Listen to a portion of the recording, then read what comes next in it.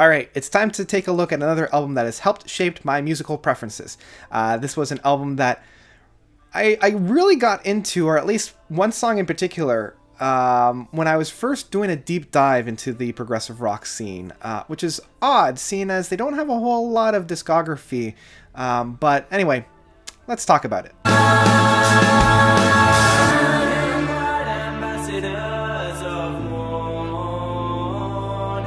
The Dark Third by Pure Reason Revolution. So, Pure Reason Revolution, they're a progressive rock band, kind of. Many people have kind of tried to pigeonhole them into a specific genre. Space rock, ambient rock, hard, post-grunge. In my mind, they straddled the line that many other bands were attempting in and around this time. They got their start with their debut album of The Dark Third in 2006, which is the one that we're talking about now. They've released 2 other albums, although I haven't really listened to the 2 other albums. Armor Victant Omna, probably mispronounced that one, and Hammer and Anvil in 2010. From what I've heard, the 2 other albums really haven't made as big of a splash as The Dark Third. But we're looking at The Dark Third, their first album. This is the one that I really dove into and loved. The song that did it for me was The Bright Ambassadors of Morning, which I believe is a callback to Echoes from Pink Floyd. And this song, I want to gush about this song first, because this is the song that really got me into it. I love the build-up, and I love the little play-out. Like, it reminds me of Atema or Anathema, or however you want to pronounce the band's name. This is what I felt like Anathema was trying to do, but in a more heavy scape. What I love is the atmosphere that these guys really bring in. This is where like that space rock really feels. It's like the environment that they're building with this track, how it builds and builds, and you have the main theme of that bright ambassadors of morning. Like, you have that set down as the real touchstone of this. And they revisit it time and time again, but throughout it you have those builds and you have those falling downs and then the build-ups again, and I love just where this song goes and how they build it. It's just a fantastic treat. Now, the 3 songs that are building up to this, you've got, now I'm going to try to pronounce these, but I'm probably going to horribly butcher.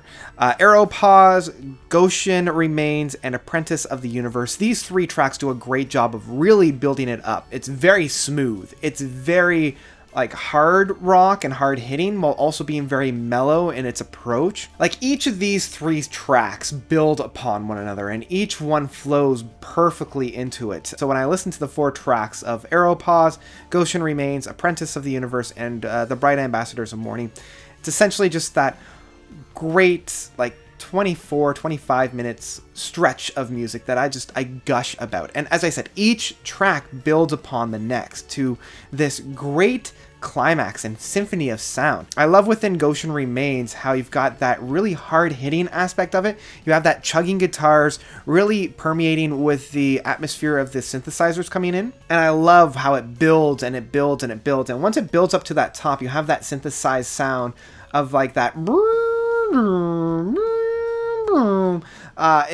It's almost like a warning bell of being like, we are getting into some pretty intense territory. And then from the Apprentice of the Universe, how it brings it back down, but it still manages to build itself up as well, by including that I'm cold and I want to go to sleep, and then following that up with I had too much to dream last night. Very well done. Now, unfortunately, the next couple of tracks, The Exact Colors, Voices in Winter, The Realm, In the Realm of the Divide, and Billet's Domain, these 3 tracks unfortunately linger a little too long. I feel like they overstay their welcome a little bit too much, and they don't really provide any real meaty new ground.